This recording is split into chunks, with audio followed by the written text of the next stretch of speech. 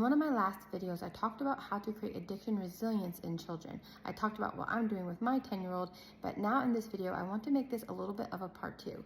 In addiction recovery, there are 3 things that I do every day in order to maintain my recovery, my peaceful and permanent addiction recovery. One is that I try to process things with God in real time. My emotions, I use God to help me do that in real time so I can go back to a place of peace, calm, and relief instantly. The other thing I do is I try to maintain conscious contact with Him. I make sure I'm in communion with my higher power. We're making eye contact. I know He's there. He knows I'm here. The other thing I do is I try to share the message. I try to let other people know, hey, God's doing this amazing thing in my life. You have to do so little in order to get so much. As I do those 3 things every day, I live in a place of neutrality towards my addiction, and it's amazing.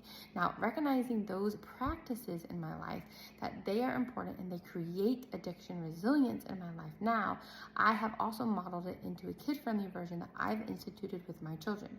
So this is how I've done it. In my last video, I talked about the questions I move my son through every day to help him to learn a 2-way prayer to help to regulate his emotions using his higher power. However, there are other practices that I've given him every day. I call them his tools for personal development. There are 5 things I ask him to do every single day. One is I have him use a tool to connect with his higher power. For us, we use scriptures and we use prayers in our family. I don't know what you guys do, but I feel strongly that God shows up in the tools that you decide to use. So one thing that we do is we do pray and we do read scriptures. I encourage him to do those by himself every day, even though we do them as a family.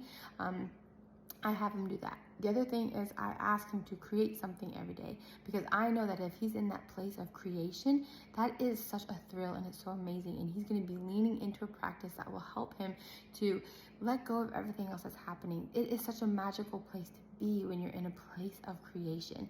I also ask that he serve every day, that he do an act of service. There's lots of different ways that he can do that, lots of creative ways that he's come up with, ways that we talk about that things that he can do, but I just ask him to do something to help get out of himself and to serve and to contribute to somebody's life in some beautiful way.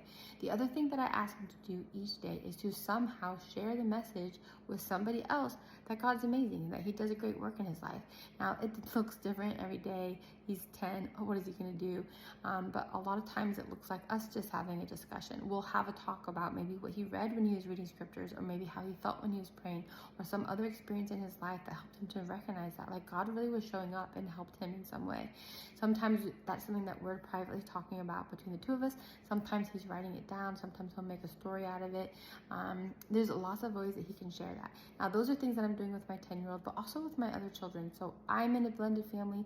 My husband and I got married in May. So this is also something that we've instituted with the other children, and they're in different age ranges. Some of them are teenagers, and we've instituted this in a way to just help them to create some addiction resilience, because this allows them to tap into that power that they can feel from their higher power each day. And we know that if they can move into that relationship with their higher power and feel that feeling and feel that power come into them, the way it feels to create, the way it feels to tell other people about how good God is in their life and what he's doing for them, and to move into a place of service and have a muscle memory for how to move through that and what it feels like, and to see how it helps them to not think so much about some other compulsive behaviors that might come in, how it creates more peace in our home, how it helps them to be more mindful of what's going on around them, and just to get out of their own head.